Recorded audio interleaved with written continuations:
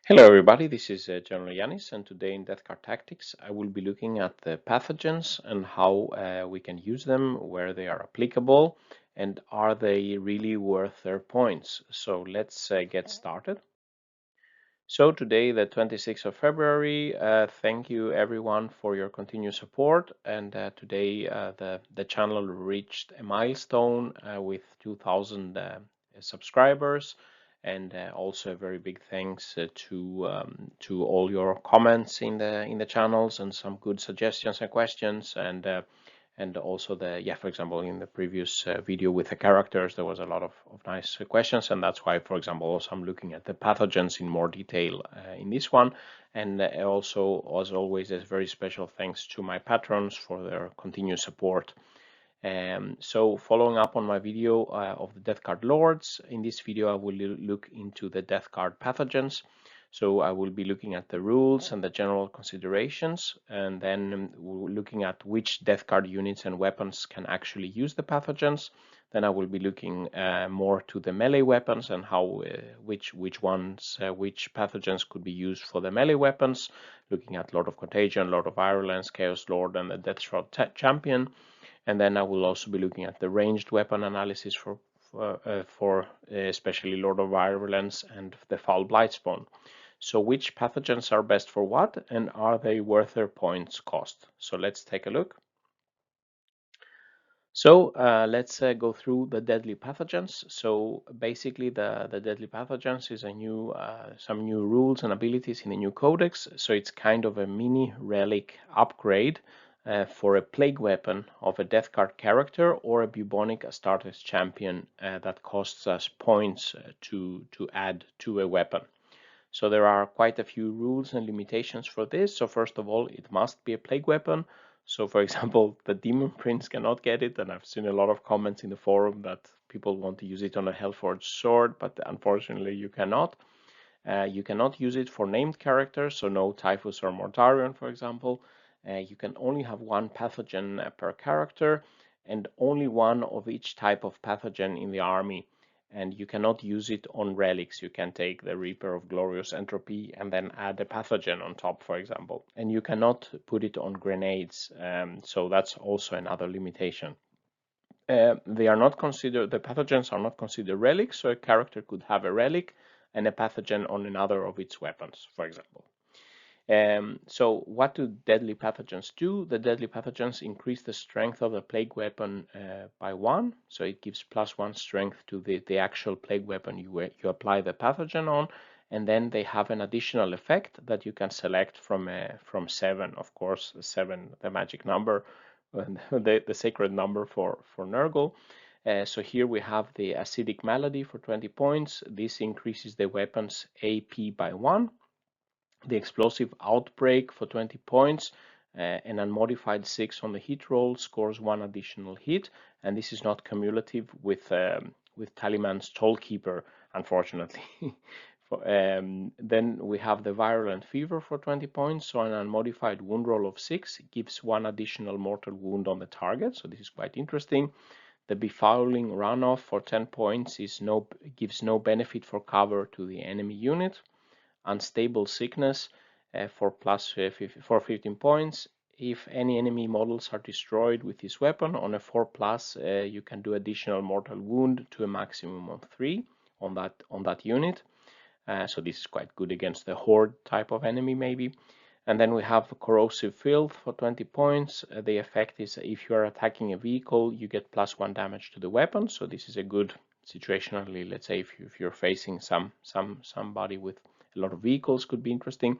And then you have the viscous death for 10 points. The effect is that you can re-roll the number of attacks dice roll. So all of them, they cost this amount of numbers, the points. All of them give +1 strength to the weapon, +1 of these effects. So let's think of some general considerations for selecting and applying the pathogens. So basically we can see the pathogens only use is to increase the damage output of a character's or a champion's weapon. They don't add any other benefit. It's not like they are more survivable or do anything else than that. And as such, just in order for us to justify taking them, they should be worth their point cost for the damage increase they bring. If they only increase the damage a little bit, then it's probably best to use the 10 or 20 points for something else. Since the pathogens are quite costly in any way, taking a character and adding cost for that character, and each one cannot be used more than once in the army, the best effect will be achieved by buffing weapons that already have many attacks and some high damage output rather than weaker weapons. For example, if you compare, for example, buffing the Death Shroud champion's Man Reaper, where he has 5 attacks with a strong weapon, instead of a Plague Marine champion that has a Plague Knife, for example, then the pathogen costs the same amount, but it's only buffing 3 attacks here, and here it's buffing 5 attacks with a better weapon, for example. Or if you compare the Plague Spewer on a Demon Prince, has only d6 attacks, and of course the Lord of Virulence, the Twin Plague Spewer, has 2d6 attacks. So of course the pathogen on this weapon will have more effect than the pathogen on this weapon. Also worth to consider, as I said in the beginning, the opportunity cost. So if you're taking this 10-20 points, you could be doing something else. What else could we get instead for 10-20 points? So we could give 1 or 2 special weapons, for example, for Plague Marines. So a Blight Launcher would give, the Blight Launcher could be interesting for range damage. The Flail of Corruption does significantly more damage than a Plague Knife. So this is, let's say, a sort of benchmark. If you are adding a pathogen to add more melee damage to your army, you could, for example, if you didn't upgrade your Plague Marines with flails, you could do that instead. You could put more Poxwalkers on the board, you could put some more Marine on the board, maybe a Chaos Spawn or something like this. You could add a bit more or apply special weapons to do more damage. So let's now look which death card units can get pathogens. So if we look at the HQ characters, here we can see, because the limitation is that we need to have a plague weapon. So here we have all the units that could potentially be upgraded, and we can see for the ranged plague weapons, the Demon Prince has one option. That if one option has the Plague Spewer, could be updated. Then the Lord of Virulence has the plague weapon. The Biologus Putrefier has the injector pistol, and the Foul Blightspawn has a plague sprayer, and the Death Shroud champions, they have the gauntlet that they could potentially apply a pathogen for, but we don't have so many ranged weapons to buff. If we look at the melee options, then the Chaos Lord could have the potential if we use the Bale Sword on him. The Lord of Contagion has the Plague Reaper or the Man Reaper option that could apply pathogens. The Lord of Virulence has his Plague Claw, which is a plague weapon. The Malignant Plaguecaster has a Corrupted Staff. The Biologus, Noxious Blightbringer, and Plague Surgeon all have some melee plague weapons. And then the Plague Marine Champion, the Death Shroud Champion, and the Blight Lord Champion, all of them have also plague weapons. So, but there are some characters and champions characters that cannot get pathogens. So the Chaos Lord in Terminator armor doesn't have any plague weapons. The Demon Prince, if he has wings, he doesn't have any plague weapons. Likewise, the Sorcerer in Terminator armor, Typhus and Mortarion are named characters and does not have it, and the Taliman doesn't have any plague weapons. So let's first look at the melee weapons that can be upgraded. And here I'm looking at the base damage these weapons can do, because I'm trying to find which weapons are doing the most damage and or have most attacks, etc., so they can be buffed more per the same point of the pathogen. So here we can see all the units in the previous table that had melee possibilities, melee plague weapons. Here we can see the average damage they can do with this weapon if we correct it to 100 points, but here is the actual damage they can do not corrected to 100 points. So we see here that the best, and here for reference I'm also showing what would be the damage if we, instead of putting a pathogen, would apply a relic, but I will come back to that later. So the best damage dealers in actual damage is the Lord of Contagion with a Plague Reaper, doing 5 wounds on average against all the targets, the 31 targets I typically analyze for. The Man Reaper is also quite high, but not as high as the Plague Reaper.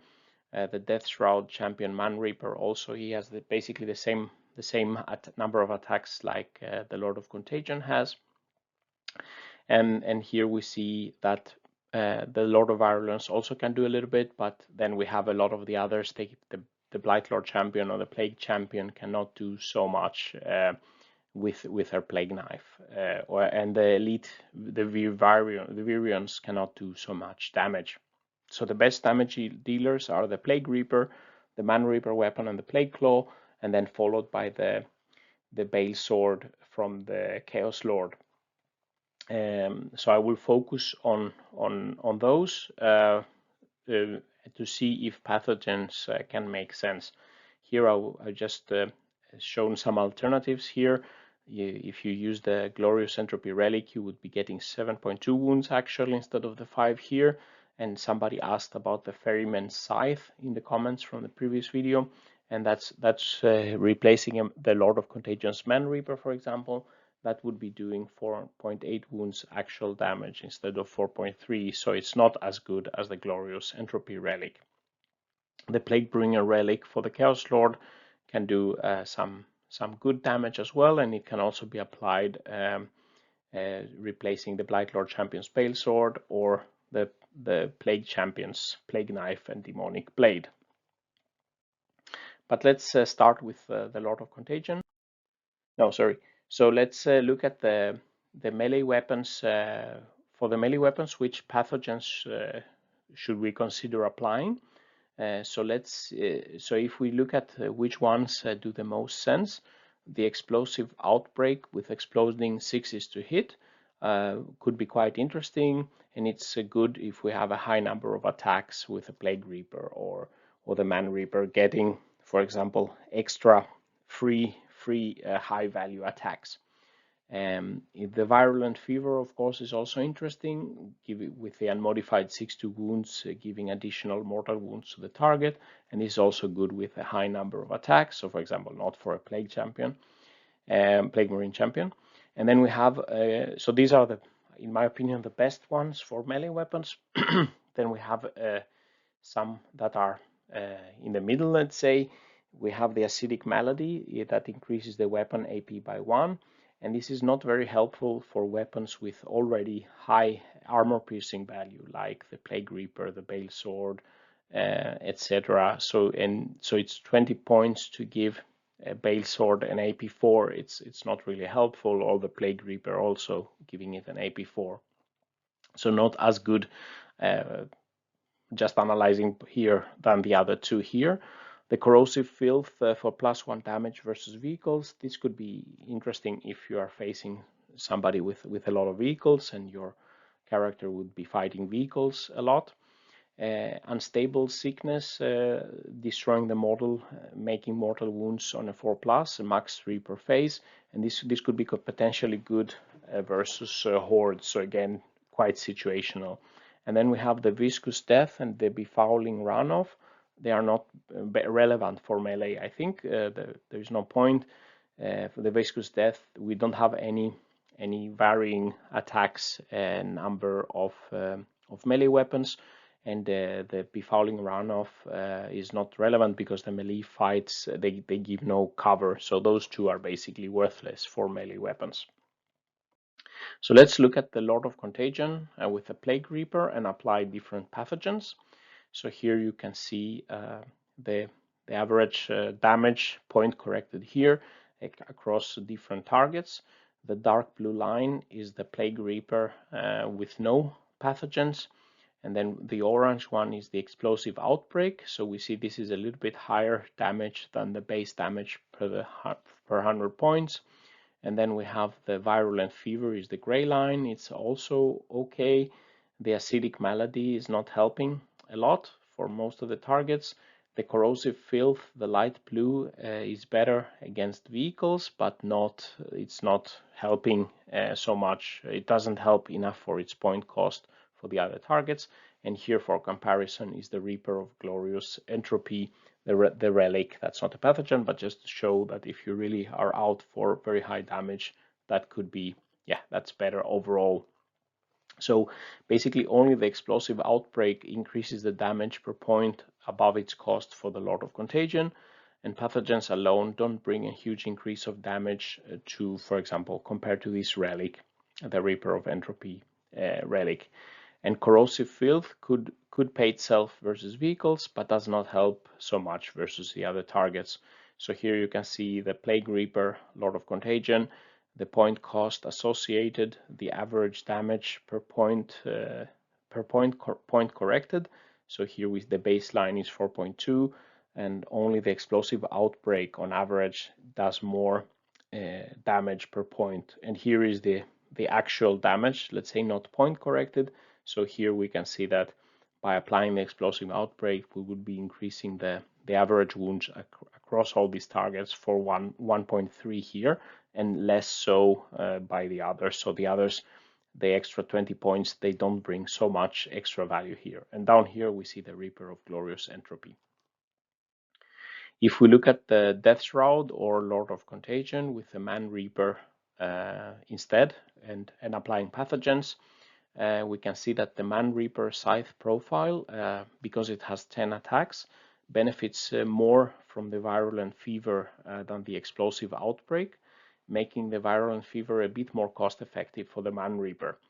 For the Death Shroud champion, the Virulent Fever is just in the money. If you consider damage per point cost, the actual average damage increases from 4.3 to 5.7. So here we have the cleave, here we have the scythe profile, here we have the optimal profile, and in the first line we have the reference with no pathogens, and then we add different pathogens here, and we see that here none of the pathogens are giving back its point cost for the cleave profile, but we have a good increase with a Virulent Fever on the scythe profile. And if we combine and take the optimal use of cleave and scythe, we see that the Virulent Fever is just in the money and equal, let's say, efficiency as not taking it for the Death Shroud champion.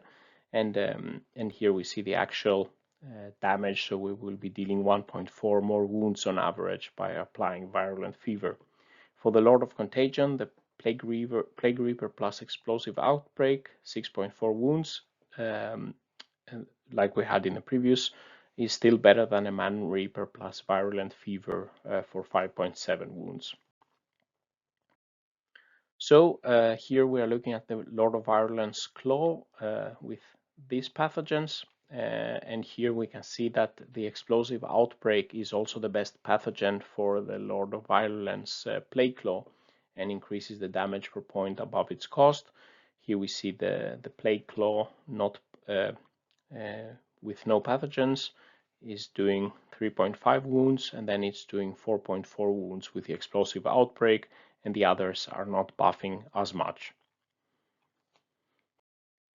And then if you look at the Chaos Lord with the Bale Sword applying pathogens, here we can see the blue is the baseline of the Bale Sword here, and then the best pathogen is the gray line, is the Virulent Fever, and then with the green we have the Plaguebringer Relic just for reference. So here you can see the Chaos Lord with different pathogens.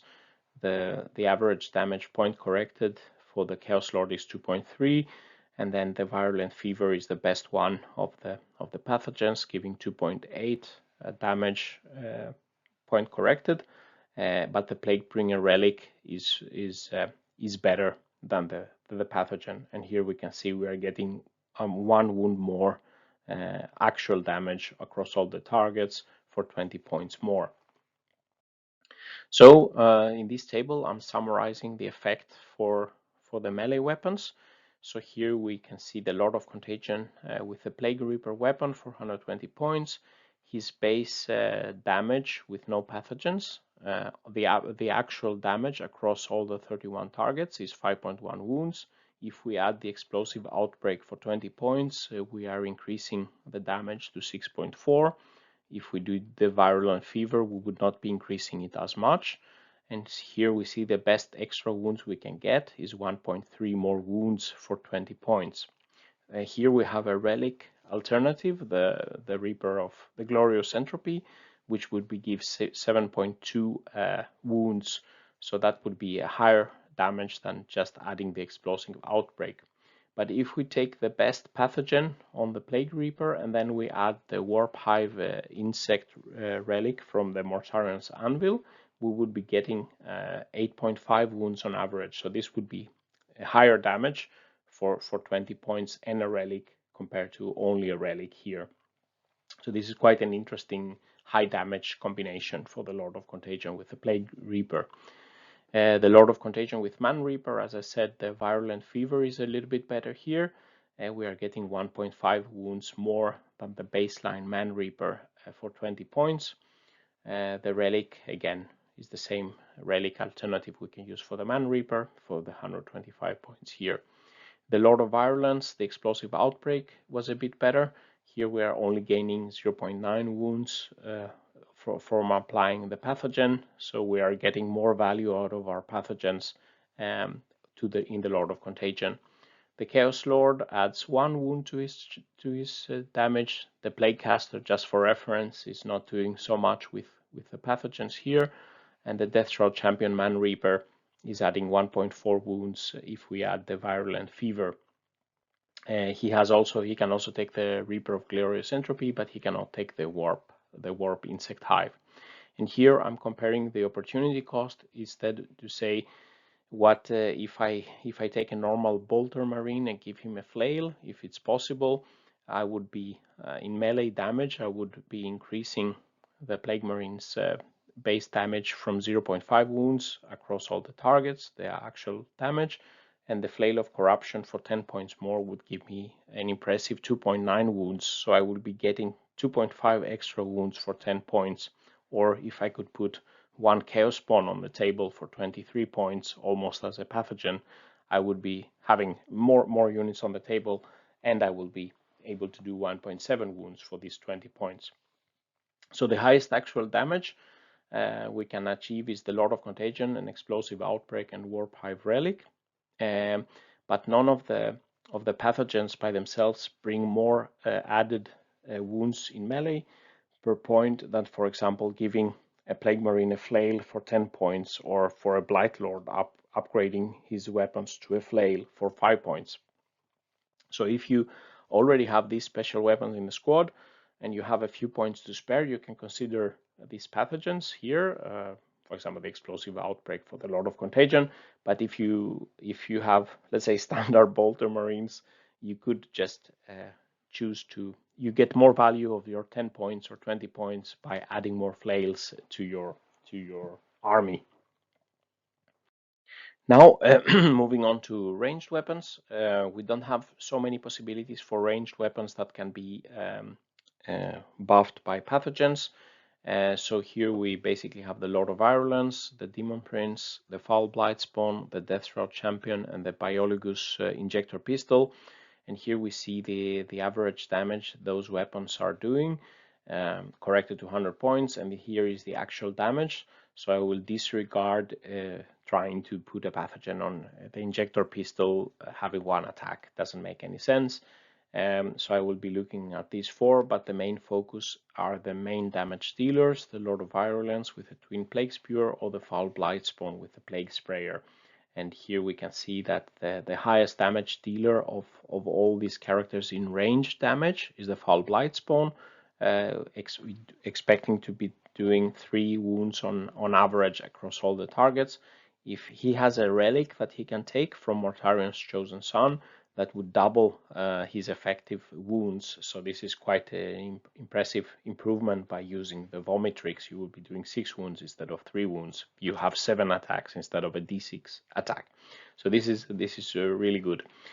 And the Death Shroud Champion with his gauntlet, he could potentially get 2 Plague Spurt gauntlets, but only 1, if I understand the rules correctly, would have the pathogen applied. So you wouldn't get the effect on 2d6 Plague Spurt shots. So I will focus now on the Foul Blightspawn and the Lord of Virulence, and looking at which pathogens would be applicable for ranged weapons. Then the one of the most interesting would be the viscous death. So this is highly relevant since all the weapons we analyze have dice roll for attacks. So these are plague flamer weapons. So they all have a random number of attacks. So of course viscous death allowing us to reroll this number of attacks can be helpful. The virulent fever is also interesting. This unmodified wound roll of 6 gives additional mortal wounds. This is good with high number of attacks, and the plague flamer weapons are good in this because they auto hit, so you will have the full number of attacks, let's say wounding, and you have a better chance of applying the mortal wounds on top, especially also since a lot of these plague flamer weapons, they only have a damage 1, so giving more mortal wounds can potentially improve their damage ability. The acidic malady giving extra AP1. This could be potentially helpful for the spear weapons and the gauntlets that don't have so high AP. The spears only have AP1 and the gauntlets only have AP0.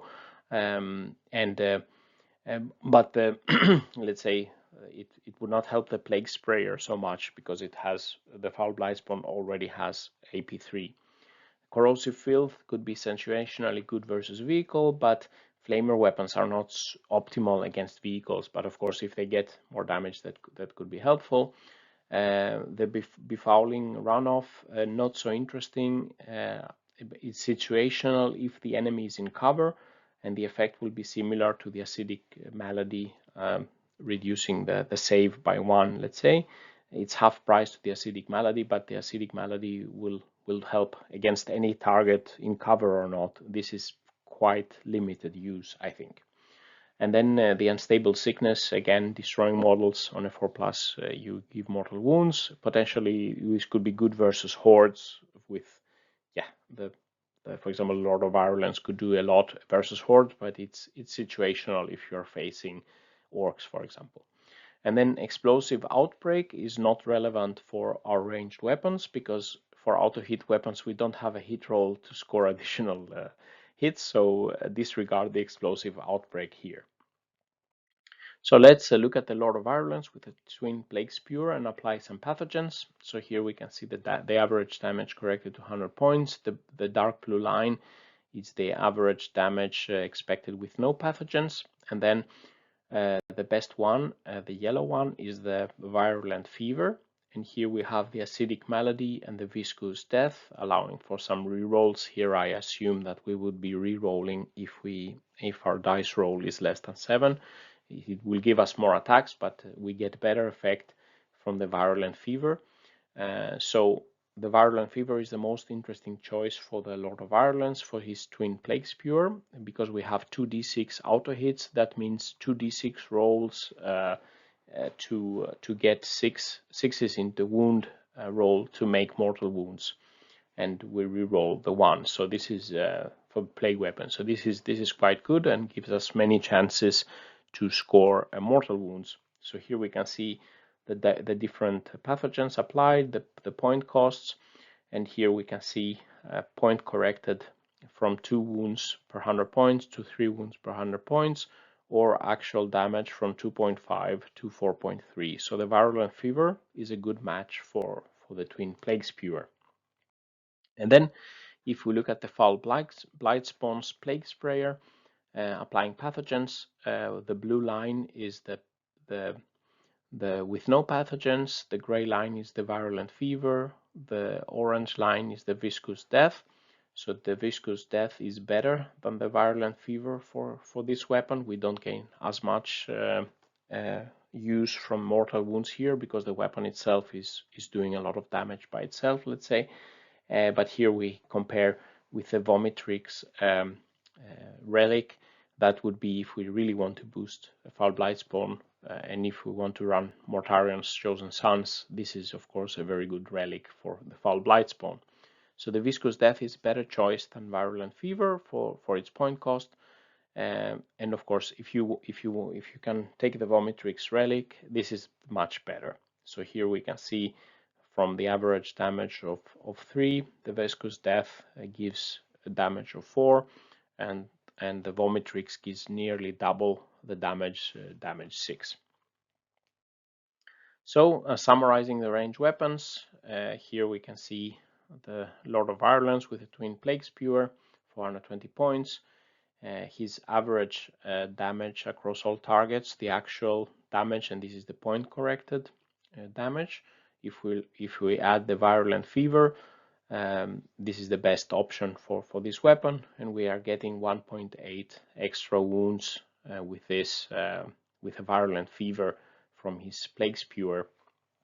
The Demon Prince with a Plague Spewer also benefits from the Virulent Fever, but you get much less use of the pathogen on the Plague Spewer than the Twin Plague Spewer. Basically, you get double the use of the pathogen here. The Foul Blightspawn Plague Sprayer benefits more from the Viscous Death instead of the Virulent Fever. So here you're getting 1.1 extra wounds for 10 points. Here you're getting 1.8 extra wounds for 20 points. But here, as I said, the Vomitrix relic is even better. The Death Shroud Champion Gauntlet could also benefit from the Virulent Fever, giving, let's say, 1 extra wound, but for 20 points. And here we see the opportunity cost if we are thinking to make more range damage. So here I'm looking at the Plague Marine Bolter guy getting a Blight Launcher instead. With a bolter, he would be doing 0.25 wounds on average. With a Blight Launcher for 10 points, he would be doing almost 1. So here we would be getting 0.7 wounds per 10 points. So basically, these increases can pay themselves more than adding, for example, Blight Launchers here. So if you have the Lord of Virulence and you want to buff his range damage, you could consider the Virulent Fever Pathogen for 20 points. The Foul Blightspawn will benefit from the Viscous Death to get rerolls. It's more cost effective than adding Blight Launchers on a Plague Marine. But even better, of course, if you could use the Vomitrix Relic. And not really worth it to put pathogens on the Demon Prince Plague Spewer and the Death Shroud Champion Gauntlet. You don't get as much use for. You get 0.9 extra damage here for 20 points. So now we are reaching to the conclusion, the summary, and the final thoughts. The pathogens can be used to buff the damage of our characters and Bubonic Astartes champions, giving +1 strength to the weapon and some extra ability we can select. They are only applicable on plague weapons. They cannot be applied on grenades or relics. We have quite a few options, but also they add some point cost that could be used to upgrade weapons elsewhere, for example, giving special weapons to our Plague Marines or Blight Lords. In the melee damage, the Lord of Contagion plus with a Plague Reaper plus the Explosive Outbreak can be an interesting combination, especially if we combine it with a Warp Insect Hive Relic. This combo does more damage than the Reaper of Glorious Entropy. The Lord of Contagion or the Death Shroud Champion with a Man Reaper would benefit more from the Virulent Fever for 20 points, but even for these two cases that are like best case use for these 20 extra points, it could be better to use it's better to use 20 points to give flails to our Plague Marines or our Blight Lord Terminators if we don't have them already. If we have them already and we have 20 points to spare, it could be interesting just to add a bit more damage to our characters.